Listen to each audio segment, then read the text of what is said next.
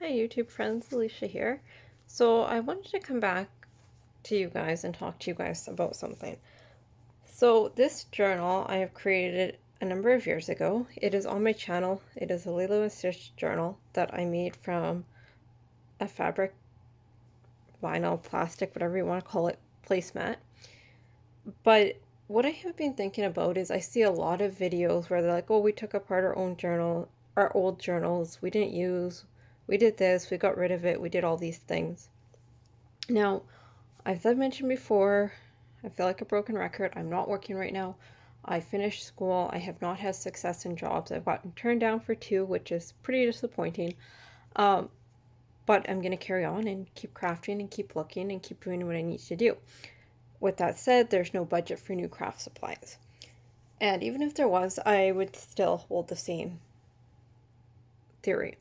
So, like I said, I made this journal about, I don't know, years ago.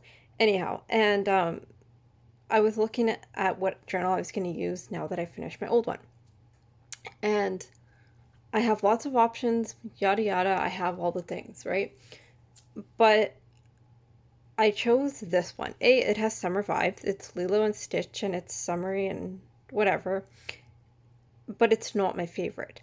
I like a few things about it. I like that it's single signature. I like that it's soft cover.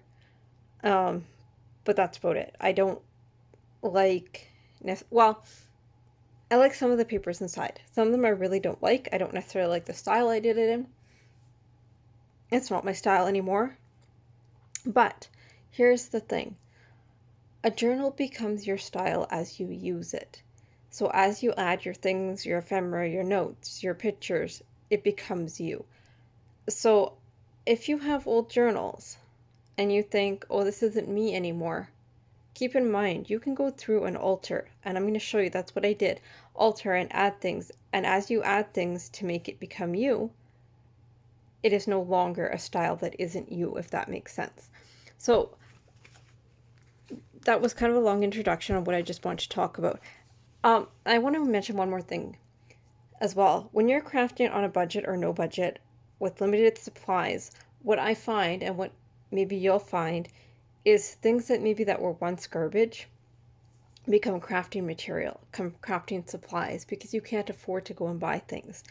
Now, I'm going to be honest, you've seen my craft room, you've seen, if you follow me on Instagram or anything like that, you see I have a stash.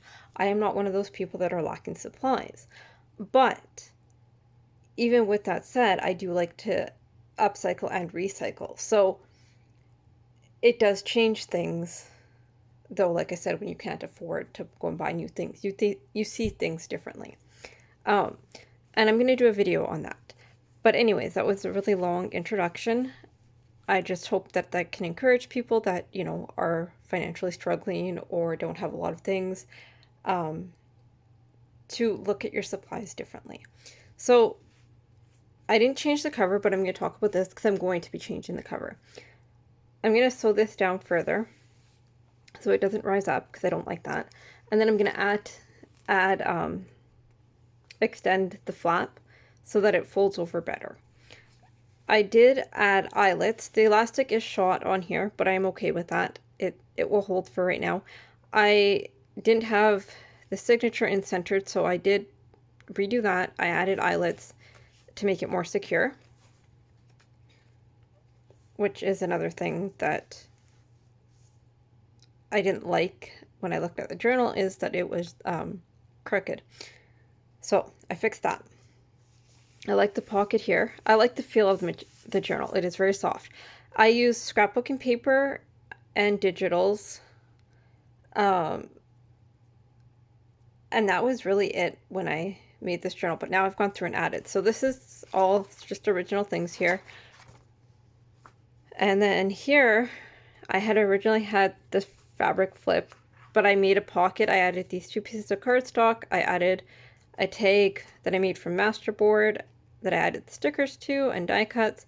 I have a video that will be coming up about die cutting masterboards and creating masterboards with scraps, but I've already started to use them, so that's one of them. This is also a masterboard tag that I made and then backed with digital paper. So I'm just going to flip through and point out some of the things I did. And like I said, you may have seen this journal. It's not a new journal, but I just want to show you how I changed things to make it a little bit more me. It's still not super me. This is not my color palette. It's just not. But I do like what I did. So I added washi tape, ephemera to cover up some of the white spaces. I also like the stenciling. I had originally done that.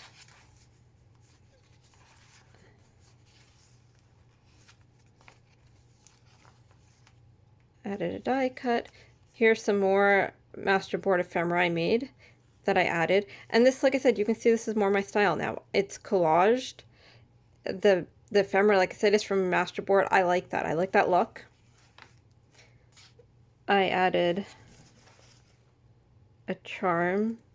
I had initially made this a charm paper clipped. I turned it up and then I didn't add a charm, so I did that. It will make the journal chunky, but I'm okay with that. I can move it. Added a tag.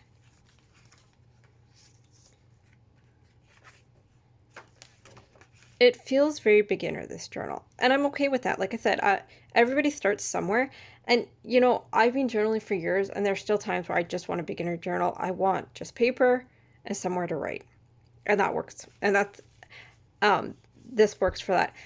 And honestly, I've made journals for years now, and I still, another thing I want to talk about, I still go back to the plain journals.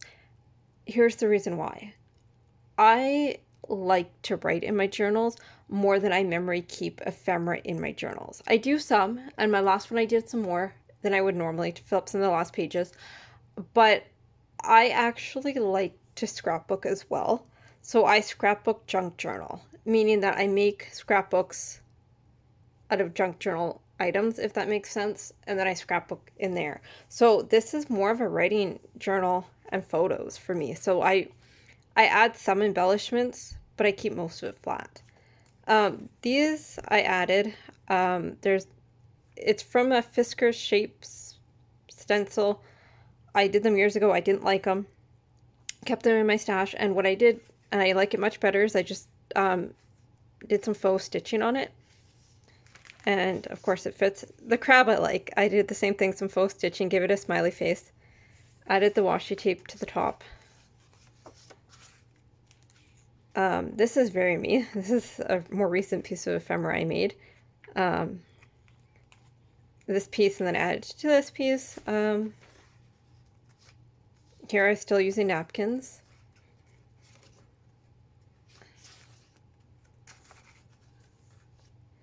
Another thing that's very me. Like I said, I like collage, I like clusters, I like vintage. So I had this picture in there initially, which I still really like the picture. I just added it to a vintage bingo card, added a die cut button. I didn't do anything to the back. I don't know what I'll do with that yet.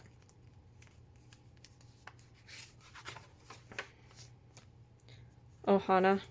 I did these when I did this journal. Another ephemera piece I did recently. It was I was using up book pages, spraying them and inking them, stamping, stenciling, whatever, and then die cutting and embossing them. I really like those. This is Anna Griffin. I do not like her stuff as a rule. I'm going to just say that. But it worked here, and it's perfect. Because like I said, I add photos. And I have it in my stash, so may as well use it. Oops. This flips up, which is kind of cool.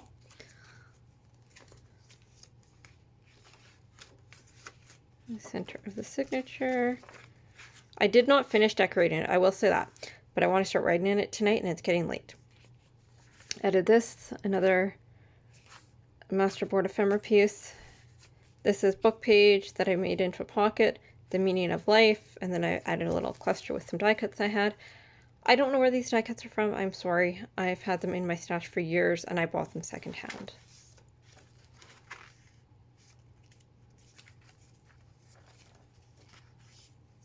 More washi tape. So as you can see, I've always liked lace, so I still have lace in my journal from years ago. There's certain things I like the stenciling. I still like stenciling. More of those stamped images. In a recent video, I had said I was almost out of these stamped and die cut images like this. I made more, so I added more to my stash. I did not have these when I made that video.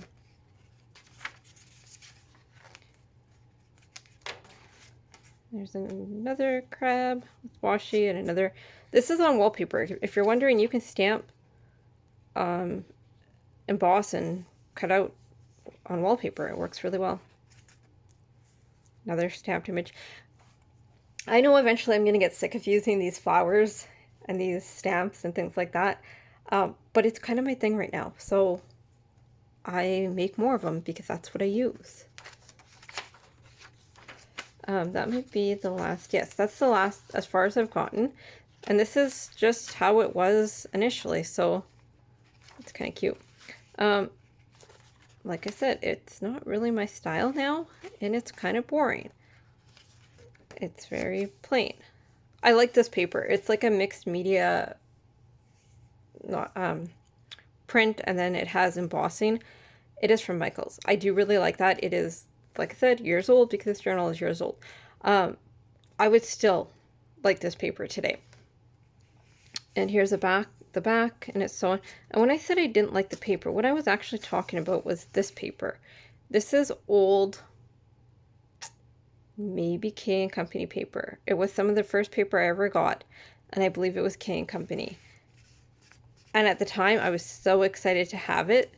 Now, 10 years, 12 years, this is part of it. Later, I don't really like it.